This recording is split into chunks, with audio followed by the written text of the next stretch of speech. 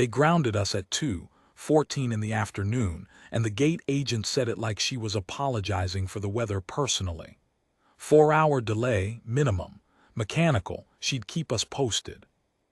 I dragged my canvas duffel to a row of chairs near the window and sat down. Gate C11 at Hargrove Regional isn't much, 12 rows of bolted seats, a vending machine that takes cards now, a view of 2 turboprops sitting quiet on the tarmac. I'd been in fancier airports. I'd been in worse. I pulled out my phone, checked the message I'd already sent the client twice, and put it away. The table was in the cargo hold. 3 months of my hands, 240 board feet of straight-grained white oak, steam-bent apron, hand-cut mortise and tenon at every joint, an oil finish I'd rubbed by lamplight because the shop overhead wasn't good enough for the final coats. I didn't check cargo. Either it was fine or it wasn't, and worrying about it from a plastic chair in Hargrove wasn't going to change a thing. I heard the clatter before I saw her. A rolling carry-on, child-sized, pink with a cartoon dog on the front, tipped sideways on the concourse floor and shed its rear wheel like a tired horse dropping a shoe. The little girl, maybe 7, dark braids, a yellow cardigan, stared at it. Not crying, just staring the way kids do when something breaks and they're still deciding how they feel about it. I was already moving before I'd thought about it. I crouched down, picked up the wheel, a cheap plastic rivet mount, snapped clean through, and turned it over in my hand. "May I said. She looked at me with the frank appraisal kids give strangers, sizing me up. I've got calloused hands and a face that's been outside too much, and I was wearing the same flannel I'd driven 4 hours in that morning. I waited. "It won't go back on," she said. "Probably not the way it came off," I said, "but I might have something." I unzipped the side pocket of my duffel, the one I keep a small roll of tools in, habit from 20 years of site deliveries, and found a brass compression fitting, roughly the right diameter. It wasn't elegant. I worked the axle stub, seated the fitting, and pressed the wheel back on. Solid enough. I stood the bag up and rolled it 6 inches across the floor. It held. The girl watched all of this without a word. "Try it," I said. She rolled the bag in a small circle. The wheel held. She looked up at me, and for a second she had the exact same expression my late wife used to get when I fixed something she'd assumed was gone for good, this quiet, slightly surprised satisfaction. "Thank you," she said, very formal. Then she rolled the bag back toward her seat. I was settling back into my own chair when I noticed the woman 10 feet away who'd been watching the whole thing.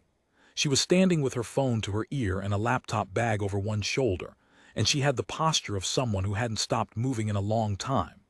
Dark blazer, good shoes, hair pulled back with the kind of efficiency that suggests she'd learned to stop fussing with it. She gave me a brief nod, the kind that means I saw that, and thank you, and then turned back to her call. I opened my duffel and found the scrap. It was a piece of cherry I'd brought along out of habit, a block about the size of 2 fists, offcut from the table's breadboard. I carry scraps the way some men carry paperbacks. I took out my pocket knife and started working. The girl came back in 11 minutes. I didn't count. I just know, the way you know things about children when you've raised one. She sat down 2 seats away, watching my hands. "What are you making?" "Don't know yet," I said. "I'll find out when I'm done." She thought about that. "My teacher says that's called improvising." "Your teacher's right." She was quiet for a while, which I appreciated. Some kids can't do quiet. This one wore it naturally. After a few minutes she said, "Is that your job, making things?" "It is." "What kind of things?" "Furniture mostly. Tables, chairs, cabinets, things that last."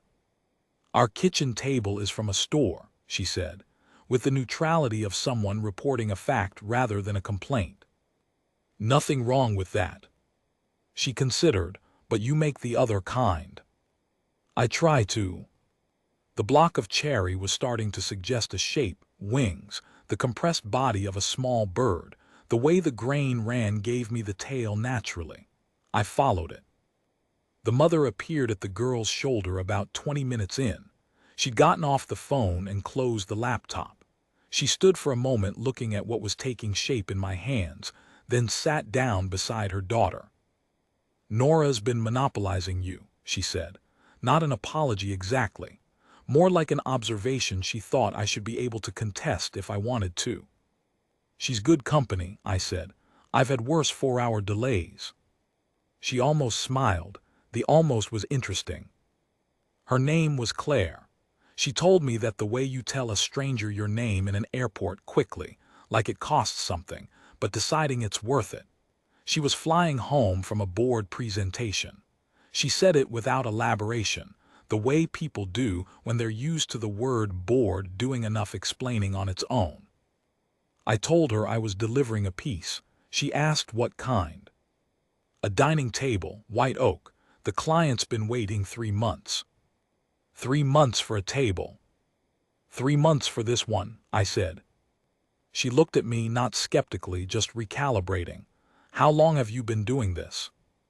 "Building furniture, 31 years. Running the shop alone, 11. "Alone?" I kept my eyes on the bird.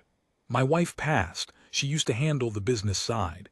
Invoices, scheduling, I do it all now." I paused. "I'm slower at the paperwork." Claire was quiet for a moment. "I'm sorry," she said, and it was the real kind, not the filler kind people reach for in conversation. She meant it. Nora had scooted closer without either of us noticing. She was watching the bird emerge from the block the way children watch fire, still, intent, slightly awed. "Is it a robin?" she asked. "Could be," I said. "What do you think it wants to be?"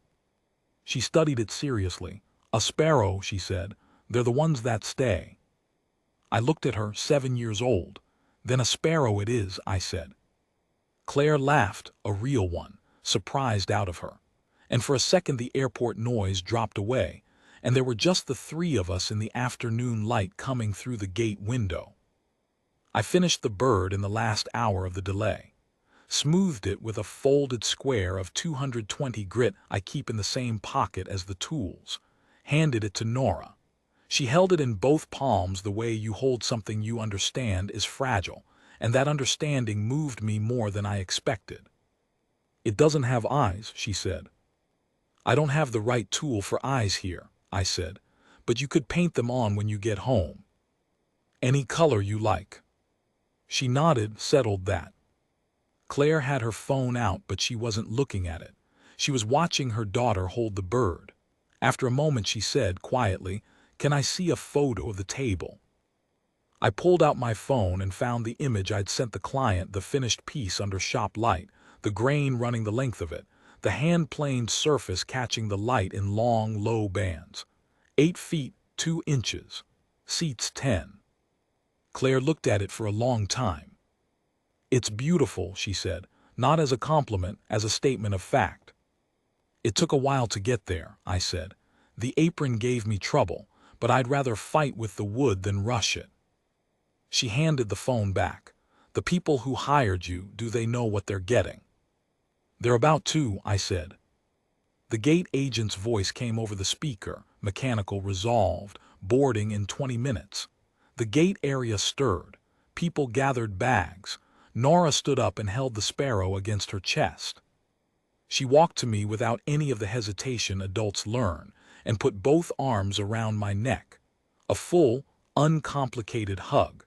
The kind that doesn't ask permission and doesn't need to. I patted her back once, gently. "You take care of that bird," I said. "I will," she said, very serious. "I'll give it blue eyes." She went to gather her rolling bag, the one with the brass fitting holding the wheel on, and Claire stood in front of me. She had her boarding pass in her hand and a pen she'd found somewhere. She wrote on the back of it. "I don't know if you take custom orders from strangers in airports," she said, handing it to me. "But our kitchen table is from a store, a beat. Nora would like the other kind." I looked at the boarding pass. Her name, a number, a city. "I'll be in touch," I said. She held my gaze for a moment. "I hope so." Then she took Nora's hand, and they walked toward the jet bridge. and Nora looked back once and held up the sparrow.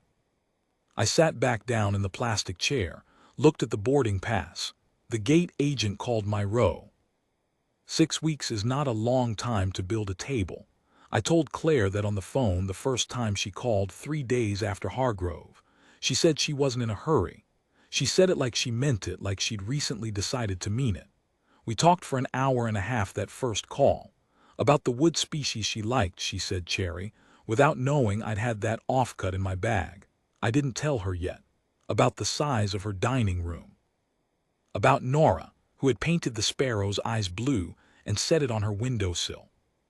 About other things. I built the table in 7 weeks. Cherry, since she'd asked for it, straight-grained and tight, with a live edge on one side that I spent 3 hours deciding to keep. Hand-cut joints. An oil finish, same as the oak piece, rubbed by lamplight. I took a photo when it was done and sent it to her before I said another word.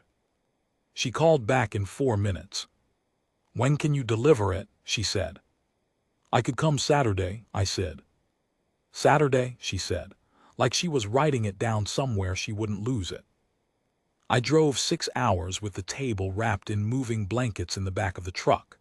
It was a clear morning, early October, the kind of morning that makes you glad you work with your hands and not at a screen. I pulled up to the address she'd given me, a house with a real yard, modest for what I suspected she could afford, and she opened the front door before I'd cut the engine. Nora was behind her in socks, and she bolted down the porch steps the way kids bolt when they've been watching for a car for longer than they'll admit. "Did you bring it?" she said. "It's in the truck," I said. She went up on her toes to look over the tailgate. "We got it inside together," Claire directed. I carried. Nora held doors and took her responsibility seriously. When we set it down in the dining room and I pulled the blankets off, Claire stood very still and looked at it the way she'd looked at the photo in the airport, but quieter, more settled. "It fits," she said. "I measured twice," I said. She looked at me, and there was something in her face I'd seen once or twice in my life, in my wife's face, years ago, when she'd look at a piece I'd just finished. Not admiration exactly, more like recognition, like she was seeing something she'd expected to be there and was relieved to find it. Nora had already climbed into a chair and set both palms flat on the surface. "It's warm," she said. "Cherry does that," I said, "holds the light." She looked up at me, like the bird. Just like the bird. Claire made coffee, and I stayed longer than a delivery man has any business staying. We sat at the new table, the 3 of us, and the afternoon came through the window and laid itself across the grain in long, low bands, the same as it had under the shop lights when I'd known the piece was finally done. Nora showed me the sparrow. It lived on the windowsill above the kitchen sink now, she explained, so it could watch the yard. The blue eyes she'd given it were careful, deliberate. She'd used a fine brush. I told her she had a good eye for it. "I might be a builder too," she said. "You'd be a good one," I said. When I stood to go, Nora hugged me again, same as the airport, full and uncomplicated, no hesitation. Claire walked me to the door. We stood on the porch for a moment in the October air. "Thank you," she said, "for the table and for the other thing." "The wheel," I said. "The wheel," she said, and then quieter, "and the bird." I drove home with the moving blankets folded in the back and the windows down, the kind of tired that sits right, not the tired of a hard week, but the tired of work that meant something. There's a difference. I've known both long enough to tell them apart. On the seat beside me was a photograph Nora had pressed into my hand at the door. She'd taken it herself, she said, of the sparrow on the windowsill, with the yard behind it and the morning light coming in. The blue eyes looked right out at you. She'd written on the back in careful 7-year-old printing, "For Lyle, the one who stays." I didn't know a 7-year-old had been paying that close attention, but then, they always are.